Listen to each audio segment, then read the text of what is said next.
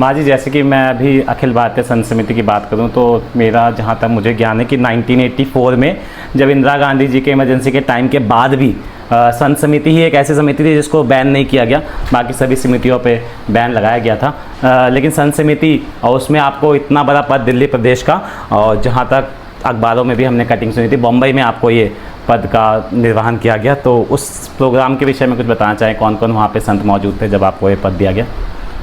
अखिल भारतीय संत समिति पूरे भारत में काम करती है, और जब ये जिम्मेदारी मेरे को दी गई, अखिल भारतीय संत समिति के संरक्षक श्री महंत स्वामी ज्ञानदेव सिंह जी महाराज,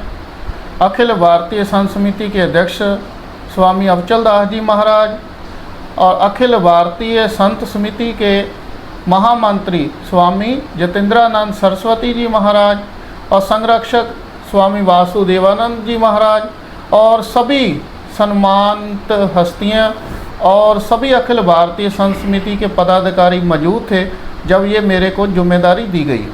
ठीक। माँ जी, वर्तमान समय में अपना विद्यालय यहाँ शकरपुर में तो है ही अपने इस आश्रम में, बाकी हमने सुना कि हरिद्वार में और इलाहाबाद में भी अपने बहुत सारे विद्यालय जहाँ पे ब्राह्मण विद्यार्थियों को और बाकी भी यहाँ अपने दिल्ली आश्रम में गरीब विद्यार्थियों को पढ़ाया जाता है। उसके विषय में, बच्चों की पढ़ाई के विषय में कुछ बताएँ आश्रम। हरिद्वार में निर्मल संस्कृत महाविद्यालय भी चल रहा है जो आचार्य तक का है, और निर्मल संस्कृत विद्यालय वाराणसी जो लाहौरी टोला में भी चल रहा है जहां वेद के 200 विद्यार्थी हैं, और वृंदावन में स्वामी वामदेव ज्योतिर्मठ जिन्होंने अखिल भारतीय संत समिति की स्थापना की, वहां भी उनके नाम से विद्यालय चल रहा है।